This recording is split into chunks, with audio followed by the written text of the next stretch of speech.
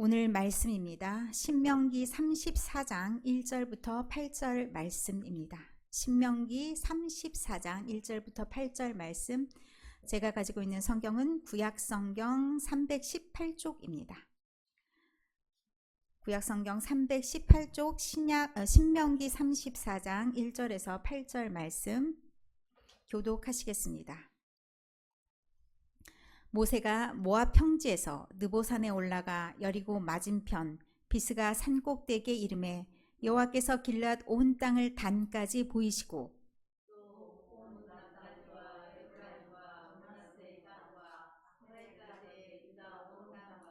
네겝과 종려나무의 성읍 여리고 골짜기 평지를 소알까지 보이시고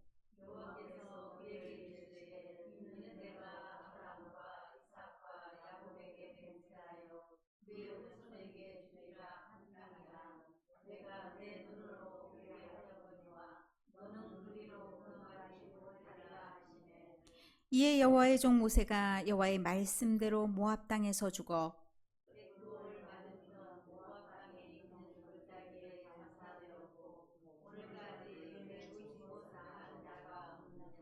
모세가 죽을 때 나이 120세였으나 그의 눈이 흐리지 아니하였고 기력이 쇠하지 아니하였더라.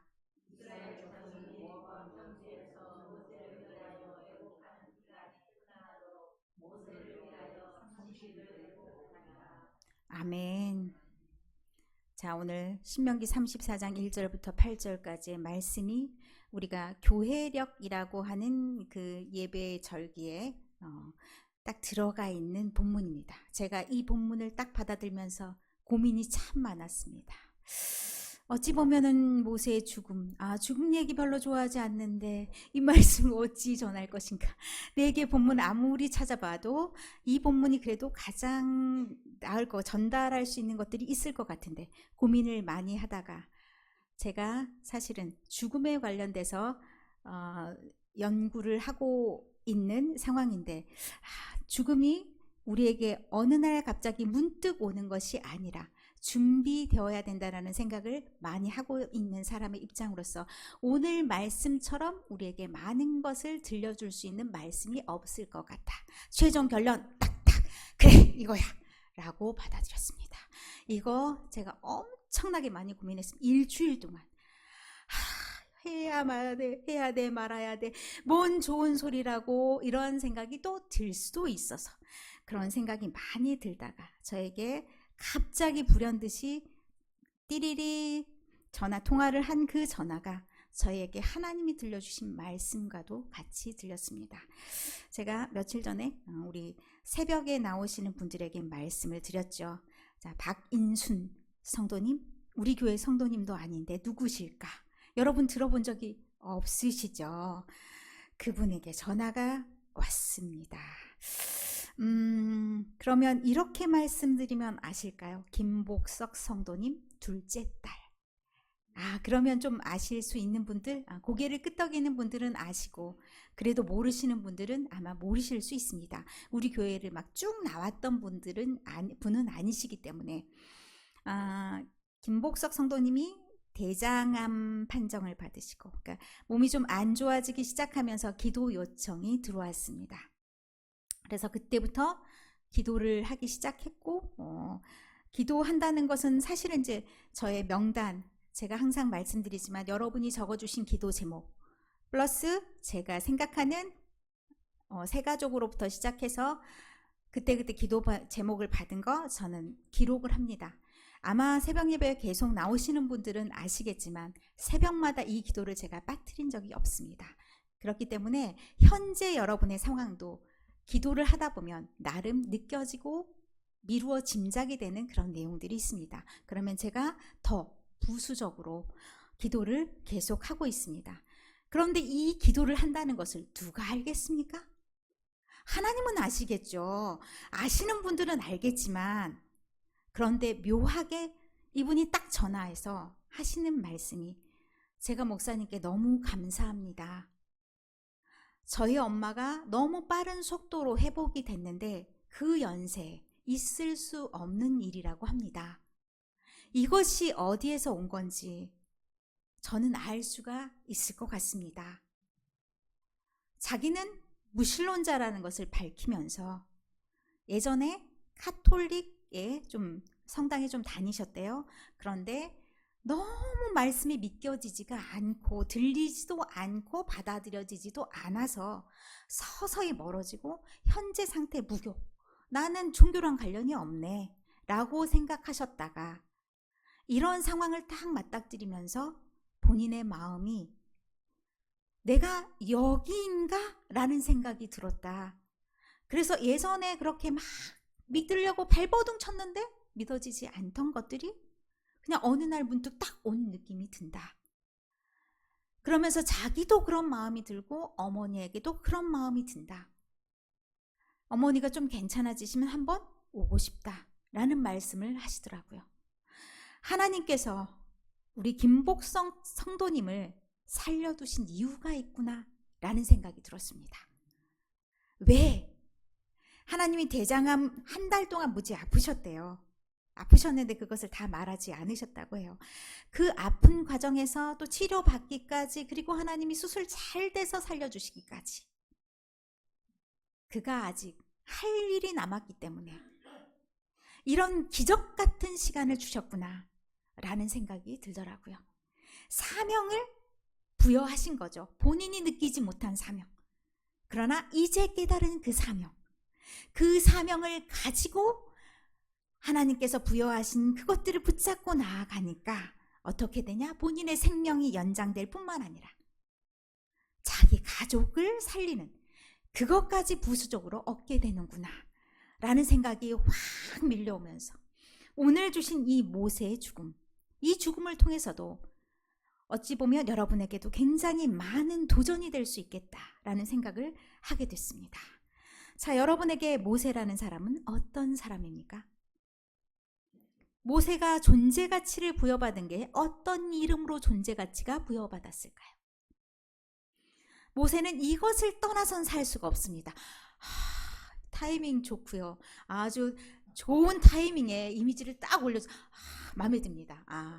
자, 모세가 지금 어디에 서서 오늘의 상황들을 쫙 보게 됐냐면요. 1절에 딱 말씀해 보니까 모압 평지에서 느보산으로 올라갔다라고 얘기합니다. 느보산에서 쭉 내려다본 전경입니다. 느보산에 딱 올라가서 저기가 여리고 맞은편에 있는 비스가 산꼭대기라고 합니다. 똑같은 말이에요. 이 느보산이라는 거하고 이 비스가 산꼭대기란 똑같은 곳인데 이곳에 서서 내려다보면서 이곳이 또 어떤 곳이냐? 곧 이스라엘 백성들이 들어갈 가나안 땅입니다. 그걸 쫙 내려다보는 마음이 어떨까요? 아마도 자신의 사역, 80세에 그 사역이 시작됐다라고 얘기해요. 80세부터 시작된 그의 사역을 주마등처럼 떠올리면서 감회가 남달랐을 것입니다. 모세는 소원이 있었습니다. 우리에겐 소원이 있지, 모세에게도 소원이 있지. 어떤 소원이 있었냐? 저 가나안 땅에 들어가고 싶은 소원이 있었습니다. 그 소원이 왜 이루어지지 않았을까? 우린 여러 가지로 추측해 보면서 하나님이 너무하신 건 아닌가? 라는 생각도 하게 됩니다. 꿈에 그리던 그 땅. 왜 하나님은 그 목적을 위해서 쭉 달려오게 하셨으면서 모세가 무엇이 부족한지, 무엇이 잘못됐는지 보여만 주고 감질나게 들어가게는 못하셨는지 이런 생각을 하게 됩니다. 그런 마음 들면요, 마음이 너무 안타깝고 눈물이 주르륵 날 것 같고 그런 마음이 듭니다. 모세 입장은 어땠을까요? 그런데 미루어 짐작하건대 모세는 아마도 하나님의 뜻을 이제는 알 수 있었을 겁니다. 원래 모세는 그 땅을 들어가고 싶어 했던 것이 맞습니다. 그래서 하나님께 요청하기도 했습니다. 저도 들어가고 싶습니다. 그런데 두 가지 이유로 거기에 들어가지 못했다는 것을 얘기를 합니다. 그 4절 말씀하실 때 제가 말씀을 들려드리도록 하고요. 말씀이 이제 그 말씀 모든 것이 어디에 연결이 되냐? 그 모세에게 붙는 두 가지 명칭 이름하고 관련이 된다고 저는 생각합니다. 자, 본문 두 가지를 보여주시죠. 출애굽의 리더로서의 모세. 자, 출애굽기 3장을 보면 여호와께서 모세를 부르십니다. 네 신발 벗어 라고 말씀하시면서 특별한 사명을 부여하십니다. 이제 내가 너를 바로에게 보내어 너에게 내 백성 이스라엘 자손을 애굽에서 인도하여 내게 하리라 라고 말씀하십니다. 그러면 그 긴 기간 동안, 그 나이가 80세라고 하였는데 그 긴 기간 동안 모세는 무엇을 위해서 살았냐? 수업을 했습니다. 긴 수업 기간이었습니다. 40년은 어떤 수업을 했냐? 애굽의 왕 앞에 설 수 있는 교양, 식견 이런 것을 갖출 수 있게 바로의 왕궁에서 자라는데 40년. 나머지 40년은 어떤 생활을 했냐? 어떤 고난이 오더라도 이길 수 있는 그런 내공을 갖추게 했습니다. 그리고 또 미디안 광야 40년이 주었던 것은 어떤 것이냐 하면 그의 성격을 바꿨습니다. 인품을 바꿨습니다. 인품을 바꾸지 않으면 리더로서의 자격이 없습니다. 저희가 이제 제가 담임이 되다 보니까 리더로서 나가야 될 공인 자격이 되게 많더라고요. 행사도 많고 나가야 될 대표로서 나가야 될 위원회니 뭐니 이런 것들도 많이 있더라고요. 종종 이제 목사님들과 대화를 하다 보면 느끼는 게 뭐냐면 리더로서 가장 중요한 게 뭐냐? 가장 중요한 게 여러분 뭐라고 생각하십니까? 목사님이 갖춰야 될 중요한 덕목. 여러분이 생각하신 우리 목사님은 이런 목사님이었으면 좋겠어. 어떤 목사님이 여러분의 목사님이면 좋겠습니까? 생각해 본 적이 없으십니까? 제일 처음으로 말하는 게 인품입니다. 사람이 되먹지 못했어 이런 말 하잖아요. 사람이 되지 못하면 갈등 유발자가 됩니다. 사람이 좋아야지. 다른 모든 것보다 리더된 사람은 성품이 훌륭해야 됩니다. 그 성품을 만들어가는 과정이 40년이었습니다. 그 80년의 기간이 준비 기간이었습니다. 그리고 80세에 이르러 드디어 하나님이 부르십니다. 어떤 사람으로 부르냐? 큰 일을 담당해야 될 사람으로 부릅니다. 말이 그렇지 60만 명의 대표가 된다는 건 쉬운 일이 아닙니다. 크고 작은 일들이 얼마나 많겠습니까?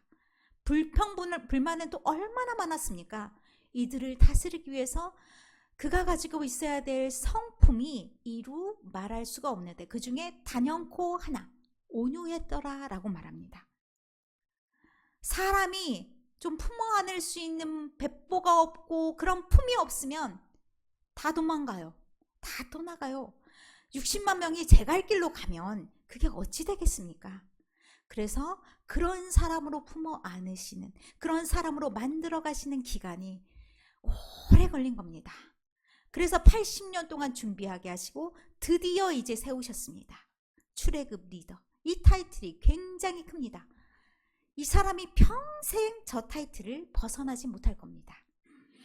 출애굽 리더로서의 가지고 있는 타이틀을 벗어내지 못한다면 그가 어떤 마무리를 해야 될지, 그 마무리가 어떠해야 될지 생각해 본 적이 있으십니까? 저는 저 타이틀 때문에, 저 타이틀로 인하여 이 아름다운 마무리도 있었다고 생각합니다. 다음에 여호와의 종이란 타이틀이 있습니다. 여호와의 종이란 타이틀이 오늘의 죽음과도 관련이 됩니다. 여호와의 종을 아무나 붙이지 않습니다. 여호와의 종이란 그 타이틀이 붙은 건 사실 모세가 출발입니다. 이후에 모세 이후에 다른 사람들에게 붙여지기도 했습니다. 그러나 단연코 모세와 같은 여호와의 종은 없습니다.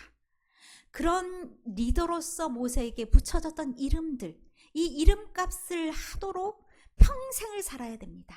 사람이 시작이 좋았다고 다는 아닙니다. 시작보다 더 중요한 게 마무리입니다. 그래서 장례식장도 굉장히 중요합니다. 그곳에 가보면 그 사람이 어떻게 살았는지를 다 알게 됩니다. 사람들이 얼마나 많이 오는지, 또 사람들이 어떤 평가를 하고 있는지, 그러면 이분이 어떻게 사셨구나 라는 것을 나랑 친하지 않아도 알 수가 있습니다. 그 모세라는 사람이 어떻게 살았는지, 어떤 이름으로 불리고 싶었는지, 어떤 사명으로 살았는지 우리가 34장만 봐도 다 알 수 있다는 얘기입니다. 자, 이제 보여주셨습니다. 보여주셨는데 4절에 말씀합니다. 여호와께서 그에게 이르시되 이는 내가 아브라함과 이삭과 야곱에게 맹세하여 그의 후손에게 주리라 한 땅이라. 이 보여주신 땅이 하나님의 약속을 이루실 땅이다 라고 말씀합니다. 그러면서 내가 내 눈으로 보게 하였거니와 너는 그리로 건너가지 못하리라 하시매 라고 말씀합니다. 그것에 대한 설명이 전혀 나와 있지가 않습니다. 왜 모세는 들어가지 못하는가? 라는 궁금증 때문에 많은 사람들이 실족하기도 하고, 하나님이 팽했네, 열심히 다 사용해 먹다가 이제 쓸모 없어졌나? 토사구팽이라는 용어로도 사용하는 사람들이 있더라고요. 그러나 그 여러 가지 이유 중에 이제 뭐 2가지 이유를 크게 댑니다. 민수기의 그 예를 들어서 모세가 하나님의 명령을 제대로 받들지 못했다. 하나님께서 반석에게 명령해서 물을 내라 라고 말했는데 반석을 치면서 또 분노하면서 그렇게 했더라. 그래서 이게 하나님이 원하시는 것이 아니었기 때문에 그가 가나안 땅에 들어가지 못했다라는 설 하나. 자, 분명히 나와 있습니다. 2번째는 이스라엘 백성들 때문에 들어가지 못했다. 이것은 모세가 자기 입으로 말한 겁니다. 신명기 1장 36절 37절의 말씀에 보면 너희 때문에 내게도 진노하사, 이제 가데스 바네아에 정탐을 보내고 그 이후에 나온 이야기입니다. 내게도 진노하사 하나님께서 너는 들어가지 못한다 라고 말씀하십니다. 이 정탐에 대한 이야기가 민수기와 신명기가 좀 다릅니다. 민수기는 하나님이 보내신 거라고 얘기하고, 신명기는 백성들이 하나님이 두려워하지 말고 가서 가나안 땅을 정복해 하니까 우리 조금 걱정되는데 우리의 정탐을 한번 보내보고 어떤지 뭐예요? 간보기 한번 해보자 라고 얘기합니다. 그래서 12명의 정탐을 보냈다라고 얘기하는데 백성들이 또 갔다 와서 막 난리 나고 그런 얘기가 있었잖아요. 그 얘기와 맞물려서 이런 얘기를 합니다. 너희 때문에 내가 들어가지 못했다. 이 백성들도 다 들어가지 못했고 누구도 들어가지 못하냐? 모세도 들어가지 못했다. 그런데 저는 이 말에 플러스 한 게 된다고 생각합니다. 이 말이 일정 정도의 이유가 되는 거고, 모세는 가장 중요한 타이틀이 뭐라고요? 출애굽의 리더.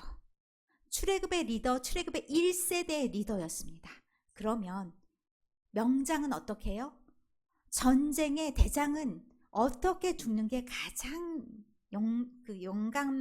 용맹스럽다라고 이름도 받고 명예스럽다 이렇게 얘기를 들을 수 있냐면 전사해야 됩니다. 전쟁에 같이 갔던 사람들하고 같은 마무리를 하는 것이 가장 아름답습니다. 저는 하나님이 가장 아름다운 은퇴식을 주었다라고 생각합니다. 하나님이 이를 물리치게 하거나 이를 아주 팽해서 그런 마음이 아니라 은혜를 주셨다라고 생각합니다. 그래서 하나님이 여러 가지 은혜 가운데 주셨다라는 것이 그가 120세까지 살면서 그 역할을 감당하도록 건강을 주셨다. 이것도 그거하고 다 맞물려서 말할 수 있습니다. 120세까지 사람이 살았는데 어떻게 눈이 멀쩡하고 귀가 멀쩡하고 이런 분 사실 많지 않잖아요. 이렇게 누구든지 건강한 마무리를 하고 싶죠. 그러나 이것이 하나님의 은혜 아니면 불가능합니다.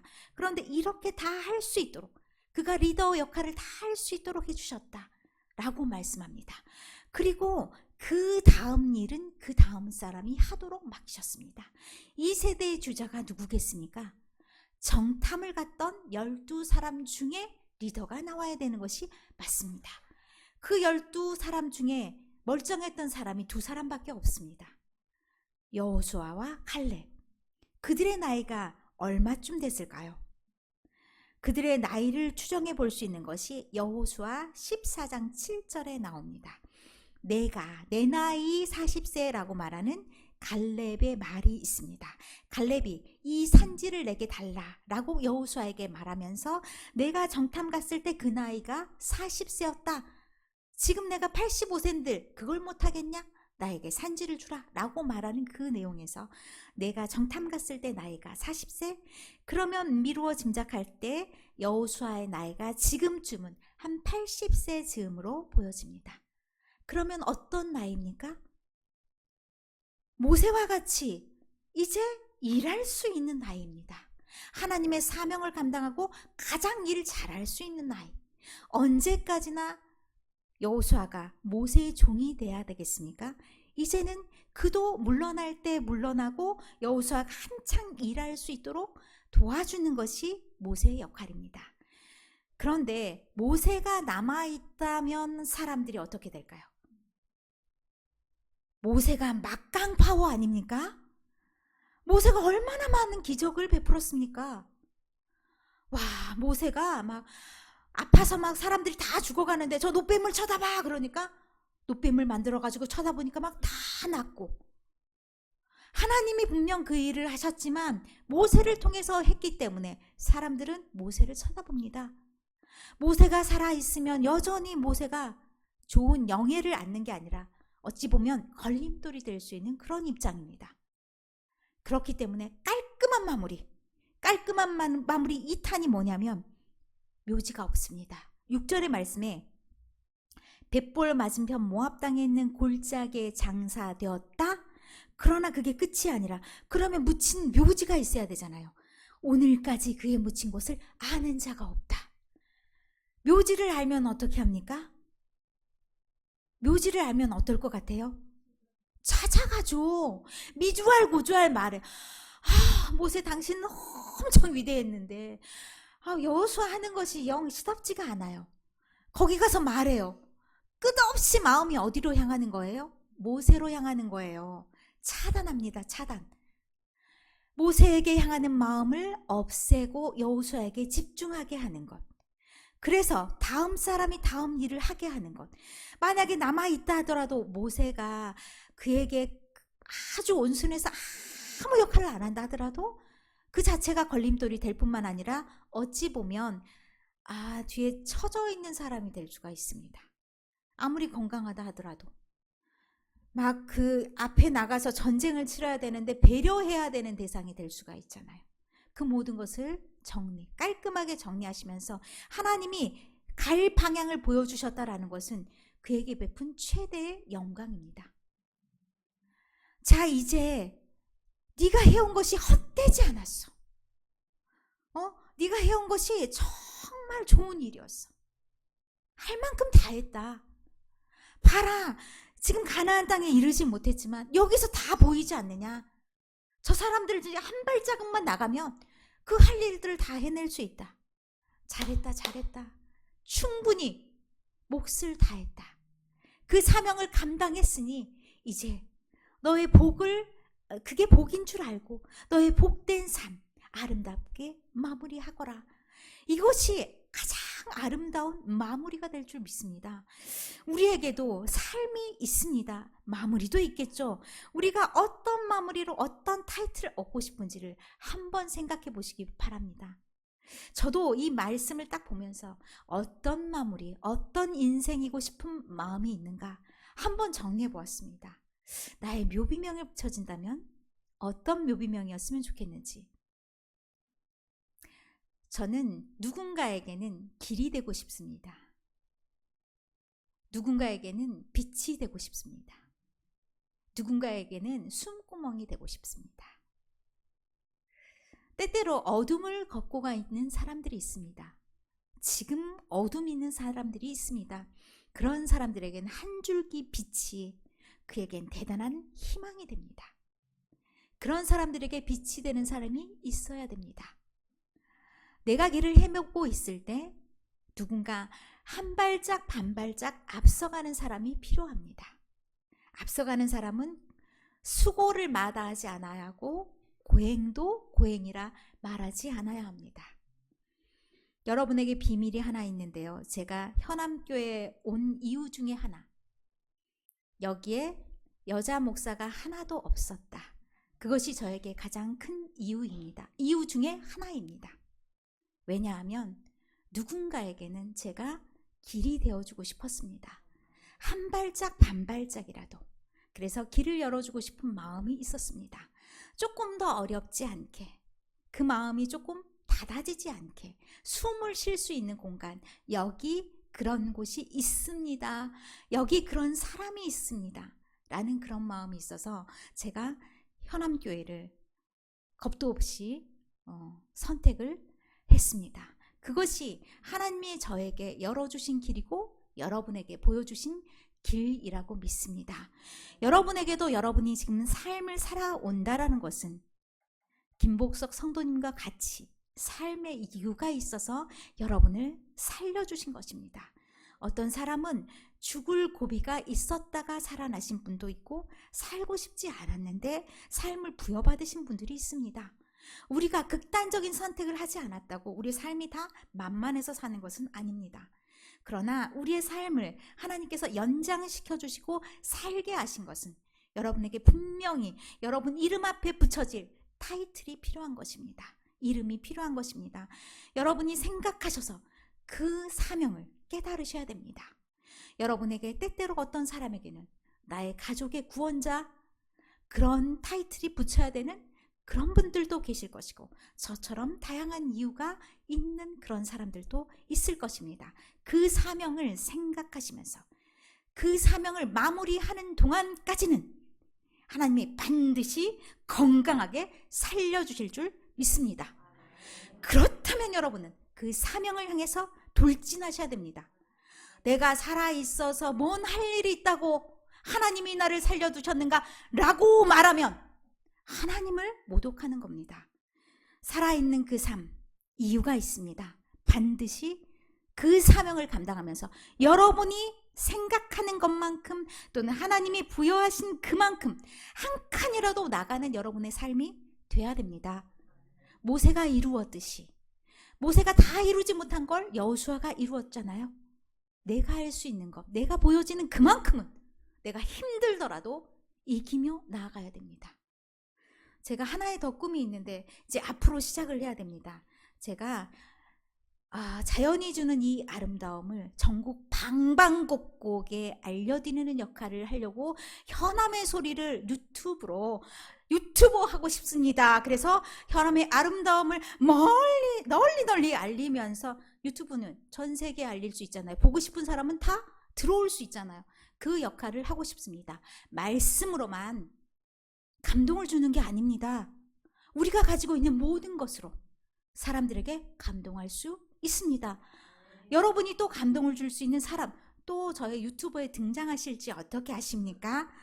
그렇게 하면서 여러분의 삶이, 여러분의 감당할 수 있는 이름들, 내가 이름값은 해야 되는데 그 이름을 어떤 이름을 쓸 것인지를 잘 생각하면서 이름표를 한번 붙여보면서 여러분의 삶이 값진 인생으로 그런 삶으로 나아가기를 간절히 소망합니다.